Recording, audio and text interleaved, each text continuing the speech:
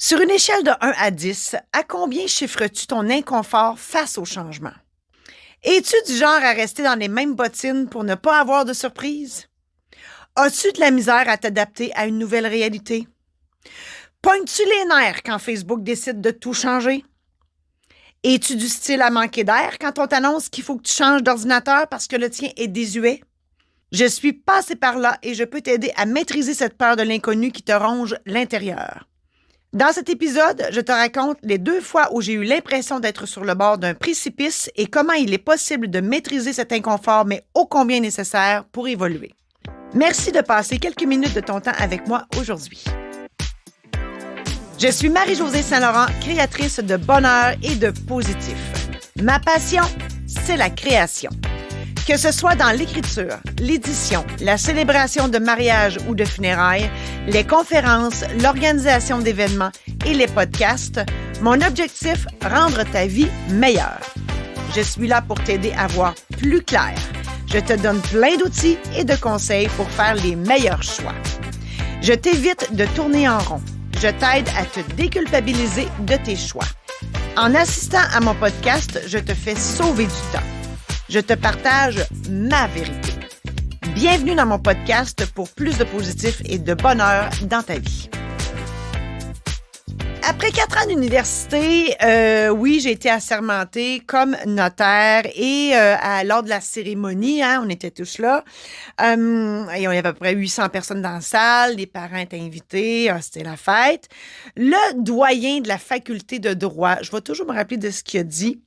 Il a dit « Souvenez-vous de cette journée mémorable car vous avez en mémoire tout le code civil par cœur.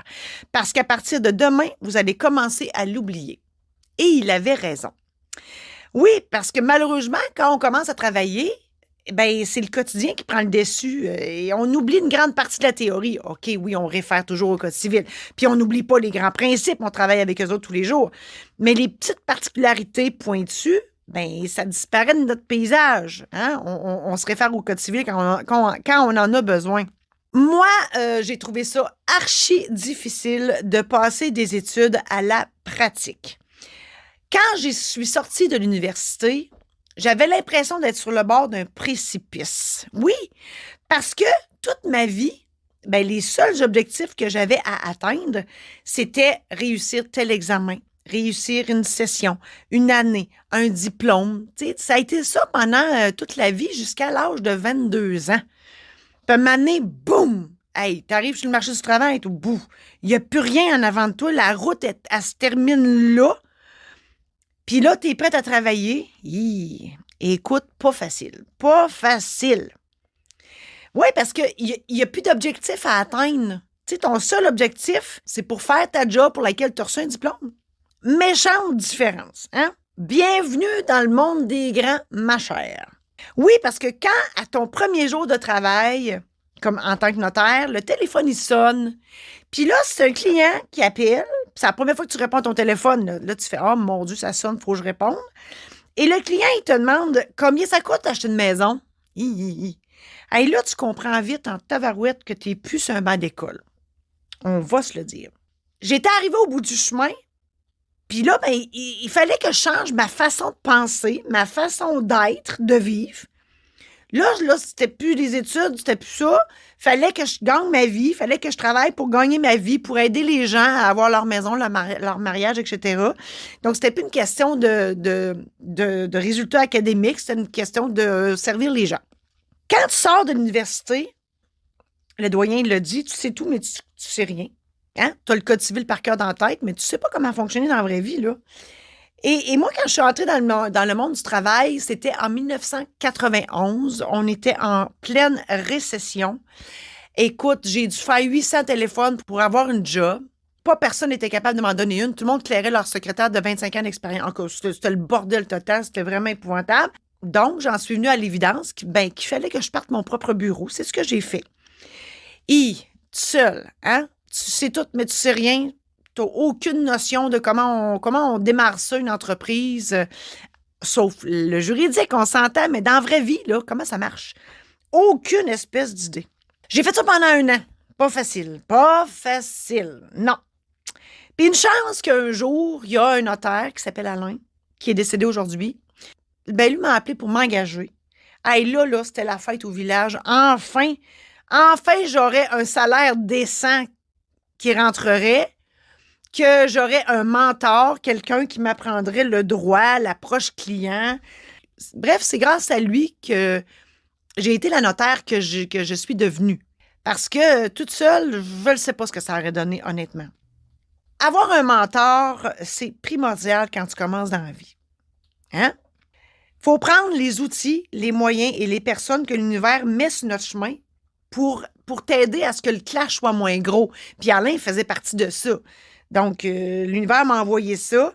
Et oui, après un an, dans la première année, Seigneur, j'étais dans le précipice assez profond, merci. Mais là, Alain, c'est comme s'il était sur le bord du précipice, puis il me tendait la main, puis il m'a ramassé, il m'a tiré du précipice, puis il m'a emmené avec lui. C'est l'image que j'ai. Et je dirais aussi que tout au long de ma pratique, j'ai appris quelque chose. Une belle qualité des entrepreneurs, c'est de s'adjoindre les gens qui viennent combler leurs incompétences. Moi, les chiffres, je déteste ça. Donc, j'ai une comptable qui fait ça pour moi. C'est un exemple, mais il y en a plein d'autres. Donc, ça, c'est important d'admettre ses incompétences. Puis, il y en a qui sont meilleurs que toi dans plein de choses. Ben, il faut juste l'admettre et chercher la perle rare qui viendra combler ces incompétences-là. Puis en équipe, on fait de très grandes choses. Je t'ai parlé de clash tantôt quand je suis sortie des études. Bref, le clash entre la fin des études et le début du marché du travail. Mais j'ai vécu le même clash aussi à 53 ans quand j'ai eu une hystérectomie totale. Bye-bye les ovaires, bye-bye l'utérus. Par mesure préventive, il n'y avait rien de grave.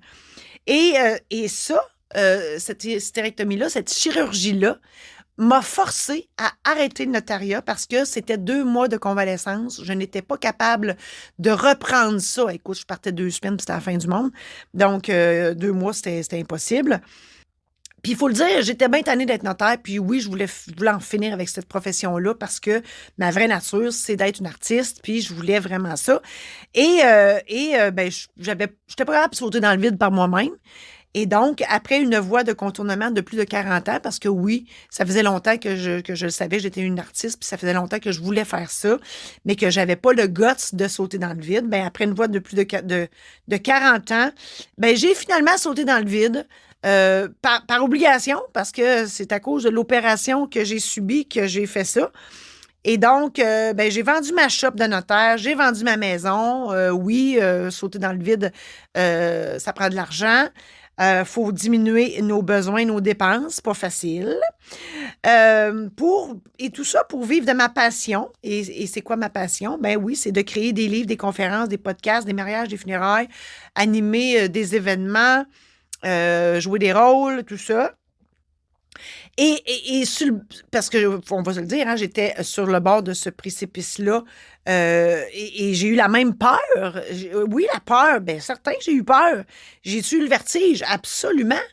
Mais là, on dirait qu'avec la maturité, je peux dire que j'avais un parachute qui m'aidait à survivre, entre guillemets, de ce précipice-là. Bien, le parachute, c'est quoi? C'est ma confiance en moi, en mes dons, en mes talents, en mes compétences, en la vie, en l'univers.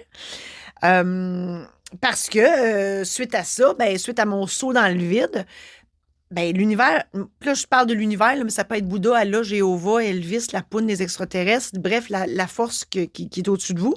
L'univers, pour moi, m'a amené à faire partie d'une agence d'artistes. À faire des tournages, à avoir des contrats d'écriture et d'édition pour d'autres, à célébrer beaucoup de mariages, beaucoup de funérailles, à faire des conférences corpo pour plein d'organismes. J'ai eu plein de contrats d'animation d'événements. Fallait que je saute dans le vide pour que l'univers m'envoie tout ça. Si j'avais pas sauté dans le vide, l'univers, elle n'aurait pas vu où je voulais m'en aller, donc elle aurait fait, non, toi, t'es notaire, tu restes dans ton notariat, bien, je vais t'envoyer des contrats de notaire. Et c'est quand on montre à l'univers où on veut aller qu'elle nous donne ce qu'on a de besoin. Mais oui, je vous le donne en mille. Pour évoluer, oui, faut aller dans le chaos. Le chaos est nécessaire. Donc, oui, j'ai vendu ma shop, ma maison. Écoute, je me suis ramassée avec mon stock dans un container. C'est pas facile, là. Mais c'est nécessaire pour changer. Euh, il faut faire les bonnes choses. Donc, pour changer, oui, il faut sauter dans le vide. Il faut avoir confiance. Puis, à un moment donné, tu arrives à quelque chose. Tu sais, il y a un proverbe qui dit, hein, que ta décision soit bonne ou mauvaise, l'important, c'est que tu prennes une décision, ben c'est ça. Puis c'est pas grave si tu te trompes. L'univers va te remettre dans la bonne trail. On a le droit de se tromper. L'important, c'est d'avoir confiance qu'à un moment donné, ça va bien aller. Puis oui, ça va bien. Donc, dans le fond, là, ce que j'essaie de vous dire, c'est que si, admettons, là, que tu dois subir une opération, puis là, je te parle pas de te faire arracher une dent ou une vasectomie, là. Non, une affaire, là. Une affaire qui nécessite, là, un congé, un grand, long congé, là, qui dit, oh mon Dieu, ça va tout fucker ma vie. C'est ça que je veux dire. Bien, faut que tu dises qu'il n'y a rien qui arrive pour rien. Ça doit être parce que tu as quelque chose à apprendre, tu as à évoluer suite à ce changement-là.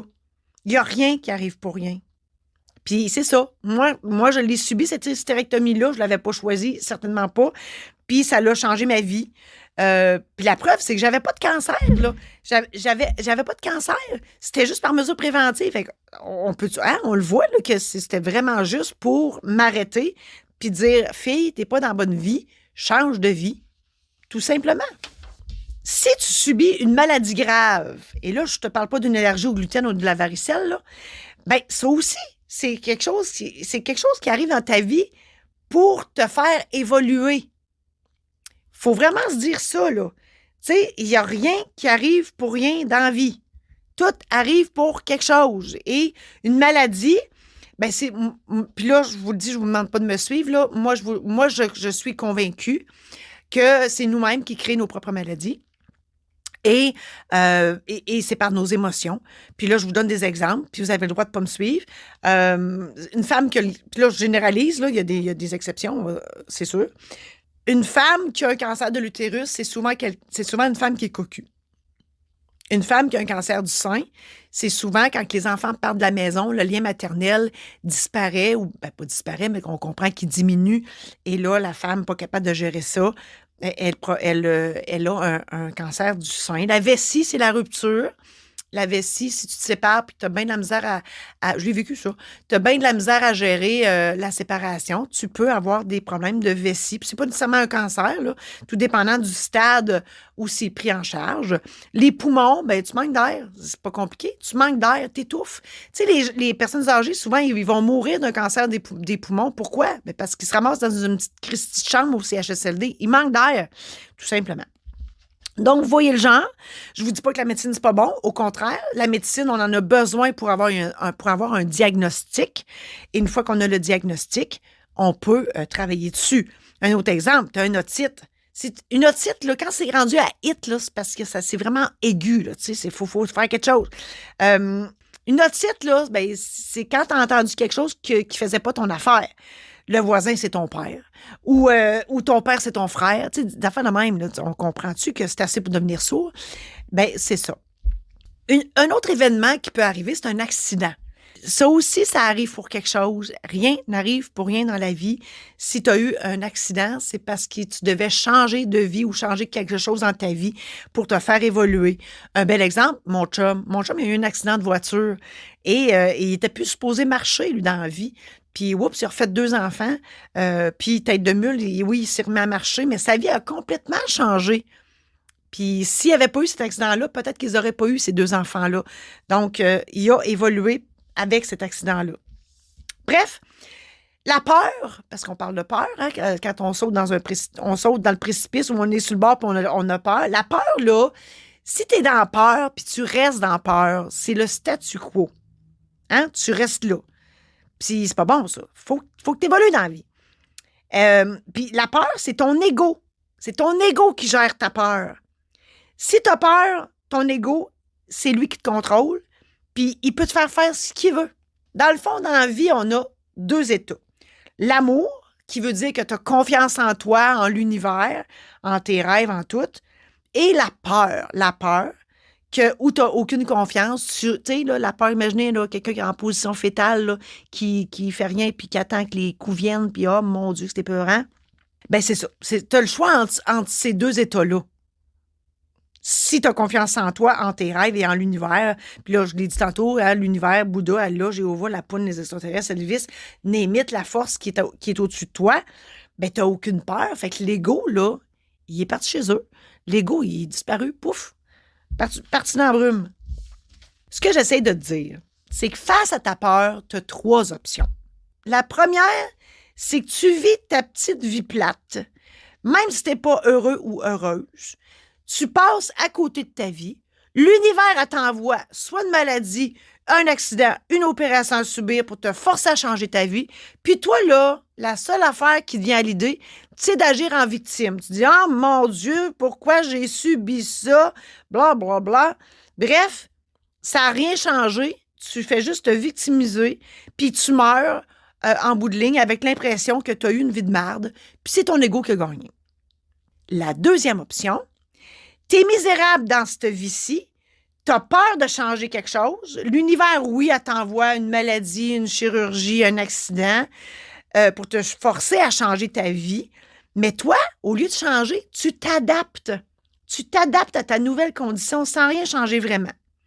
Fait que, à ta mort, tu meurs en héros d'avoir su composer avec ces conditions difficiles-là. Puis c'est encore ton ego qui a gagné. Troisième option. Ta vie, c'est n'importe quoi. T'en es conscient, consciente. Tu veux changer, mais tu sais pas comment.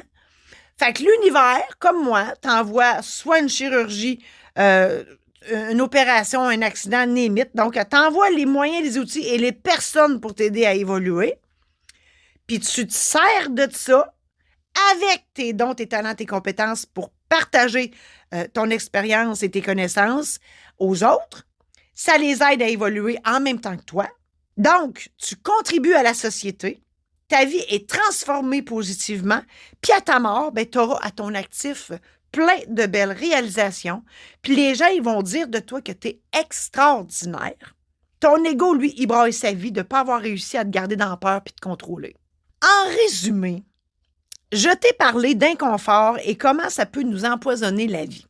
Je t'ai raconté mon histoire de clash entre les études et le début de ma profession, puis je t'ai aussi partagé mon deuxième clash lorsque l'univers m'a envoyé le signe ultime qu'il fallait que je change de vie. Je t'ai dit aussi que la peur, le vertige et le chaos, ben c'est nécessaire pour évoluer. Que si on ne décide pas par nous-mêmes de sauter dans le vide, ben c'est souvent l'univers qui s'en charge. Je t'ai mentionné aussi qu'améliorer sa vie, c'est possible. Il suffit de conscientiser que c'est ton ego qui te contrôle, puis que tu peux choisir l'amour et la confiance en toi et en l'univers au lieu de te laisser gagner par la peur. Et ainsi, tu poses des actions pour changer ta vie. Bref, ça nécessite des choix difficiles, oui, et ou une adaptation, oui, mais ta vie goûte tellement meilleure par la suite. J'espère sincèrement que tout ça t'a aidé. Et je te souhaite de bonne chance dans ton changement de vie. Parce que toutes les occasions sont bonnes pour célébrer la vie, je peux animer l'événement soulignant ton saut dans le vide, ton changement de vie. Pour en savoir plus sur mon service clé en main, consulte le marijosésaint-laurent.com/animation. Pour réserver mes services à la date prévue, écris-moi au info@marijosésaint-laurent.com. T'as aimé cet épisode? Pour ne rien manquer, abonne-toi maintenant. Tu seras avisé lorsqu'un nouvel épisode sera diffusé. Aussi, je t'invite à adhérer à mon groupe Facebook Illumine ta vie. Tu y trouveras du contenu exclusif qui fera, je l'espère, une différence dans ta vie. On reprend ça la semaine prochaine avec l'épisode où je parle de l'optimisme versus le pessimisme.